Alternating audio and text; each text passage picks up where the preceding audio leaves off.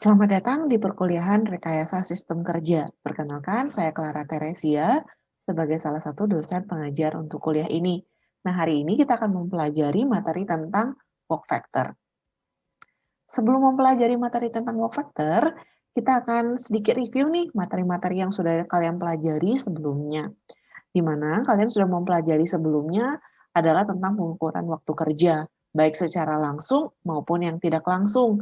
Yang secara langsung bisa menggunakan stopwatch time study ataupun sampling pekerjaan dengan menggunakan work sampling. Nah, bagaimana kalau kita tidak punya kesempatan untuk mengambil data secara langsung? Kalian bisa memanfaatkan teknik yang namanya pengumpulan data pengukuran waktu secara tidak langsung dengan menggunakan standar data atau data waktu baku dan juga bisa menggunakan data waktu gerakan. Bedanya apa sih data waktu baku sama data waktu gerakan? Kalau data waktu baku, dia memperlihatkan penyelesaian jenis pekerjaan tertentu. Tinggi variabilitas jenis pekerjaannya itu sangat tinggi, kemudian dapat digunakan juga untuk jenis pekerjaan yang menggunakan mesin. Kalau data waktu gerakan, namanya juga data waktu gerakan nih, dia mengamati gerakan-gerakan anggota tubuh manusia dan juga jenis pekerjaan yang melibatkan gerakan manusia. Jadi kalau misalnya aktivitas yang menggunakan mesin, lebih disarankan dengan menggunakan standar data. Metode apa yang bisa digunakan? Itu kalian bisa pakai work factor yang akan seperti yang akan dibahas pada pertemuan ini, bisa pakai MOS ataupun pakai MTM yang sudah kalian pelajari minggu sebelumnya. Nah, kalau elemen-elemen gerakan di MTM pertama, itu ada 10 elemen gerakan dan juga ada satu jenis penggunaan tekanan dalam pergerakan. Jadi kurang lebih ada 11 elemen gerakan di MTM 1 dan juga ada tabel data waktunya. Ini untuk tubuh, kaki, untuk pergerakan aktivitasnya setiap TMU ada setiap satuan-satuan measurement unitnya. Nah, untuk pertemuan hari ini kita akan membahas lebih detail tentang pengukuran tidak langsung dengan menggunakan data waktu gerakan dengan metode work factor. Apa sih itu work factor? Sebelum masuk ke pengertian dan yang lainnya, referensi yang digunakan untuk materi hari ini itu dari Suta Laksana ya, dari mulai halaman 193 sampai 203. Jadi kalau ditanya work factor itu sebenarnya apa?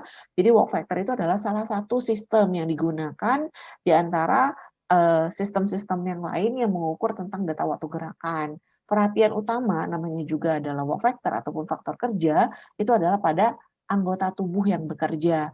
Umumnya misalnya ada 6 anggota tubuh yang menjadi fokus utama di work factor, yaitu misalnya jari, telapak tangan, kemudian ada putaran lengan, arm ataupun lengan, bagian atas tubuh atau trunk, kemudian ada telapak kaki atau foot, kemudian ada leg untuk kaki. Sedangkan elemen-elemen gerakannya yang terdapat dalam work factor itu seperti reach, ada grabs, ada move, ada preposition, assemble, disassemble, use, release, dan mental process. Nah, ada 4 variabel utama dalam work factor, yaitu anggota badan yang digunakan, itu seperti yang kalian udah bahas di sebelumnya, ini ada 6 anggota tubuh utama yang digunakan. Kemudian yang kedua adalah jarak atau distance, yaitu garis lurus antara titik mulai dan titik berhenti dari setiap anggota gerakan tubuh. Dan ingat, satuannya ini adalah dalam inci. Nah, kontrol manual itu dibagi jadi 4, ada yang defense stop, work factor atau di simbolnya adalah D, kemudian ada pengarahan atau steering simbolnya S, kehati-hatian atau precaution P, dan juga perubahan arah gerakan atau U. Dan juga yang dengan yang perlu jadi catatan, setiap aktivitas yang ada berat atau tahanan itu ada variabel utama weight. Jadi ingat ada 4 kategori variabel utama dalam work factor yang selalu jadi perhitungan nanti ketika kalian membaca tabel work factor. Nah, bagaimana sih buat notasi untuk gerakan di work factor? Notasi untuk di work factor itu terbagi menjadi 3, yaitu A, B, dan C. Di mana A adalah notasi untuk anggota badan yang bergerak. Ingat ya, tadi ada 6 anggota badan yang bergerak, mulai dari lengan, kemudian anggota badan bagian atas, ataupun jari dan sebagainya, ada 6 tadi. Kemudian yang B adalah jarak atau distance yang ditempuh dalam satuan inci. Kemudian adalah yang ke C itu adalah banyaknya faktor kerja yang terlibat. Ingat kalau untuk faktor kerja yang terlibat dalam gerakan ini meliputi D, S, P, U, dan W. Kemudian untuk setiap satuannya, itu satu satuan dari work factor akan dibagi dengan 10.000 menit atau sama dengan 0,006 detik. Jadi tinggal dikonversiin aja ya dari satuan menit, detik ke jamnya berapa. Nah, ini ada contoh bagaimana kalau misalnya kalau A tadi kan adalah arm ataupun lengan dengan jarak 24, bagaimana cara membacanya nih? Jadi bagian tubuh yang bergerak adalah arm ataupun lengan sejauh 24 inch, D dan P. D itu apa tadi? Kalau D itu adalah definite stop, artinya udah pasti nih penempatan stopnya mau ke arah yang mana. Sedangkan P itu adalah precaution ataupun ada gerakan kehati-hatian. Bagaimana dapat 109? Kita akan lihat ke tabelnya, gimana cara baca tabelnya. Jadi kan tadi itu adalah arm jaraknya ada 24 inch, ini satuannya dalam inch ya, dan work factor yang banyaknya work factor yang berpengaruh dalam aktivitas tadi itu adalah 2, sehingga kita lihat di sini adalah 109. Jadi tinggal nanti dikonversikan 109 dibagi dengan 10.000 menit. Dan misalnya contoh yang kedua, memindahkan bata 22 kg sejauh 30 inch yang harus diletakkan, diarahkan pada letak tertentu pada suatu meja. Berarti kan kira-kira ada notasi apa saja nih memindahkan 2 kg batu bata? Pastinya ada lengannya ya, jadi arm sejauh 30 inch, 30, kemudian ada D, S, dan W. Kenapa ada W? Itu karena ada beban. Jadi kita akan lihat lagi di tabelnya sehingga dapatkan adalah 163 per 10.000 menit. Nah, bagaimana kalau memindahkan koper lengan sejauh 20 inch dengan perhentian yang pasti dengan berat koper 1 kg. Nah, untuk male dan female A 20 inch di mana ada perhentian yang pasti dan juga ada bebannya sehingga kita pakai dua work factor seperti ini. Jadi kan tadi itu ada arm 20 inci, kemudian ada dua faktor nih di work factornya. Jadi ini kalau ini satu faktor, ini dua faktor, ini tiga faktor, dan ini 4 faktor. Oh ternyata cuma 2 faktor. Berarti kita pakai 102 per 10.000 menit. Nah, sebagai catatan yang penting kalian perhatikan ketika mau buat notasi dan cara baca tabelnya, faktor-faktor kerja yang terlibat itu tidak diperhatikan macam atau jenisnya. Jadi bisa tidak terlalu diperhatikan macam atau jenisnya, tapi yang diperhatikan di sini adalah banyaknya. Jadi nanti banyaknya faktor itu akan menentukan kalian nanti gimana cara baca si tabel work factor-nya tadi. Kemudian nilai-nilai yang tercantum dalam tabel merupakan waktu normal.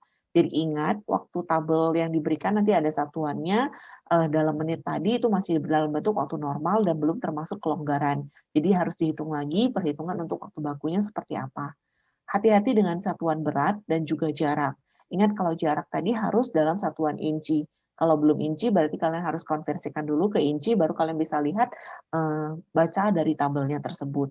Tanpa hambatan itu berarti kalian bisa gunakan tabel basic. Kalau misalnya hambatannya lebih dari 4, tetap kita pakai work factor-nya 4. Nah, seperti ini tadi. Kalau misalnya memang ini adalah yang untuk arm, lengan, kemudian ada satuan incinya 1-40, kemudian ini untuk yang kaki 1-40 inch. Kemudian kalau basic, misalnya nggak punya hambatan apapun nih, berarti kalian bisa lihat yang di daerah sebelah sini. Tapi kalau misalnya sudah ada hambatan, misalnya dia ada perhentian stopnya, ada precautionnya, ada hati-hatinya, kemudian ada bebannya, ataupun lebih dari 4, berarti kalian bisa lihat work factor-nya. Berapa banyaknya work factor yang terlibat dalam aktivitas itu. Nah, ini untuk yang terang, ini ada finger hand, kemudian ada forearm, ada foot. Kemudian yang sedikit membedakan, misalnya ada yang forearm swivel ataupun pergeserannya pasti ada perputaran derajatnya ya. Jadi kalian tinggal lihat berapa derajat perputaran ataupun pergeserannya, perubahan arahnya tadi. Apakah 45 derajat, 90, 135, dan juga 180. Nah, ini ada sedikit contoh soal, jadi harap mengerjakan terlebih dahulu, baru nanti kita akan bahas bersama-sama. Jadi, saya akan bacakan soalnya. menuliskan tanda silang X pada suatu kertas dengan menggunakan pensil yang diletakkan di kotak pensil yang berjarak 12 inch dari kertas. Setelah Anda menuliskan tanda silang X, pensil akan dikembalikan ke kotak dan tangan akan kembali ke kertas. Nah, tugas Anda di sini adalah merincikan terlebih dahulu sebelum membuat notasi. Jadi merincikan ada berapa banyak sih aktivitas yang ada. Jadi misalnya diberikan contoh menuliskan tanda silang pada kertas. Dibuat terlebih dahulu aktivitas-aktivitasnya apa, setelah Anda sudah buat aktivitasnya apa, rinciannya baru buat notasinya.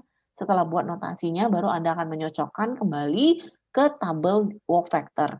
Jadi tabel work factor itu juga bisa dilihat di Sutalasana pada halaman 202. Jadi silakan mengerjakan terlebih dahulu.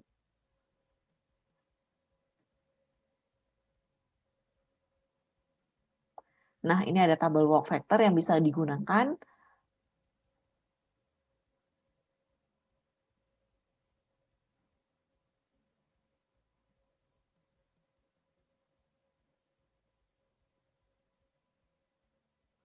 Nah, jadi kurang lebih di breakdown menjadi 10 elemen gerakan. Mulai dari ketika mau ngambil pensil itu biasanya kan ada elemen gerakan dasar ya. Nggak mungkin mengambil pensil tiba-tiba mengambil gitu. Karena kita pasti ada aktivitas menjangkau terlebih dahulu, kemudian reach, kemudian grabs, kita pegang pensilnya baru kita move. Setelah udah kita pegang dan jangkau, menjangkau, memegang, dan membawa, kemudian kita akan memposisikan pensil tersebut di atas kertas. Setelah memposisikan, kita akan membuat garis pertama, karena kan membuat garis silang nih, ada garis yang pertama, baru memposisikan garis, baru kita akan membuat garis yang kedua, baru kita akan membawa pensil, meletakkan pensil, melepas pensil, dan tangan akan kembali ke kertas. Jadi masing-masing ini akan ada notasi-notasinya, seperti apa. Misalnya menjangkau pensil, diketahui di soal jaraknya itu adalah 12 inch. Jadi untuk menjangkau pensil ini, apa gerakan tubuh yang digunakan? Kita pakai arm ya, pakai lengan. Jadi kita akan menuliskan ini adalah arm sejauh 12 inch, di mana kita pakai D, karena definite stop. Ketika udah menjangkau, kita akan mengarahkan ke posisi tertentu. Sehingga kita akan lihat di tabel, work factor time unitnya itu adalah 65. Ini akan berlaku ke seluruhnya, tinggal kalian rincikan aja, nanti notasi-notasinya seperti apa, sehingga didapatkan total waktunya adalah 394. Dan ingat, ini belum dikonversi, sehingga kalian harus mengkonversikan dengan cara membagi menjadi 10.000 menit, sehingga didapatkan 0,0394 menit, sama dengan 2,364 detik. Jadi ketika aktivitas yang di sini untuk menuliskan tanda silang akan butuh waktu kurang lebih 2,364 detik. Jadi memang mungkin setiap orang punya interpretasi yang berbeda, tapi rencana elemen gerakannya harus sesuai ataupun matching dengan motion analysisnya dan harus mengikuti kaedahnya tadi. Kalau mengambil pensil berarti dilingkupi dengan awal aktivitas, yaitu elemen gerakan menjangkau, memegang, dan membawa. Nah, biar semakin mahir, akan ada contoh yang kedua, di mana pekerja akan mengencangkan satu buah skrup pada roda kayu menggunakan obeng yang terletak pada toolbox yang berjarak 15 inch dari roda kayu. Posisi awal tangan itu pada roda kayu. Setelah selesai penggunaan, pekerja akan mengembalikan obeng ke toolbox dan tangan akan kembali ke roda kayu. Untuk mengencangkan skrup, diperlukan 5 kali putaran dengan satu putaran 180 derajat.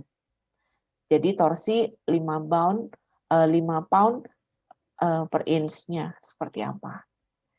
Jadi cukup jelas ya soalnya. Jadi kalian akan mengencangkan satu skrup pada roda kayu dengan menggunakan obeng dengan jarak 15 inch dari roda kayu. Jadi baca terlebih dahulu soalnya, kemudian dirincikan elemen gerakannya apa saja, baru kalian buat notasi, dari notasi baru dibaca, dicari tahu di tabel work factor-nya. Nah, kurang lebih akan seperti ini. Mulai dari menjangkau obeng, memegang obeng, membawa obeng, memposisikan di atas skrup, kemudian akan mengencangkan skrup, tangan akan berputar ke mengencangkan skrup tadi diketahui ya ada 180 derajat sebanyak 5 kali. Kemudian akan tangan berputar ke posisi awal sebanyak 4 kali 180 derajat dan membawa obeng kembali, melepas obeng dan tangan akan kembali ke roda. Dibuat notasi motion analysis-nya, baru work factor time unit-nya berapa. Baru akan ditotalkan sehingga didapatkan untuk mengencangkan skrup kita butuh waktu sekitar 4,04 detik. Jadi kurang lebih seperti itu. Jadi dibuat terlebih dahulu elemen rincian, elemen gerakannya, kemudian notasinya, baru kita akan baca di satuan tabelnya. Oke, sekian untuk penjelasan hari ini. Jika nanti ada pertanyaan bisa disampaikan di kelas dan akan dibahas sedikit di mana pertemuan untuk minggu ke-12 dan minggu ke-13. Kalian akan libur terlebih dahulu nih, libur selama kurang lebih hampir 2 minggu sampai bertemu lagi di awal tahun 2021, di mana untuk presentasi tugas pertama itu akan sesuai dengan jadwal kelas, yaitu tanggal 5, 6, dan tanggal 8. Silahkan dicocokkan saja. Sebelum masuk ke presentasi, setiap anggota kelompok wajib absen terlebih dahulu di student portal, dan tiap anggota kelompok itu akan memiliki waktu presentasi kurang lebih 10 menit. Pembacaan urutan dari kelompok ini akan saya acak, jadi harap setiap anggota kelompok itu sudah standby sama presentasinya. Jadi PowerPoint-nya udah di standby, nanti ketika dipanggil karena anggota kelompoknya akan diberikan waktu kurang lebih 10 menit untuk presentasi, dan 2 menit untuk pengalihan dan tanya jawab jika misalnya ada pertanyaan dari teman-teman yang lain. Dan untuk presentasi tugas kedua sama, cuman dilaksanakan di minggu ke-13, jadi kurang lebih sistem presentasinya sama, hanya 10 menit. Jadi 10 menit selesai apapun tidak selesai akan dilanjutkan ke kelompok selanjutnya. Dan pertemuan minggu ke-14 itu akan ada guest lecture, dan untuk keterangan lengkap tentang guest lecture-nya silakan cek di Google Classroom ya. Jadi di Google Classroom nanti ada rincian informasi lengkap tentang guest lecture di minggu ke-14. Oke, sekian untuk pertemuan materi hari ini. Jika ada pertanyaan nanti bisa ditanyakan di Google Classroom ataupun di Jimit setelah materi ini kalian selesai tonton semuanya. Oke, sampai jumpa di pertemuan selanjutnya. Terima kasih semuanya.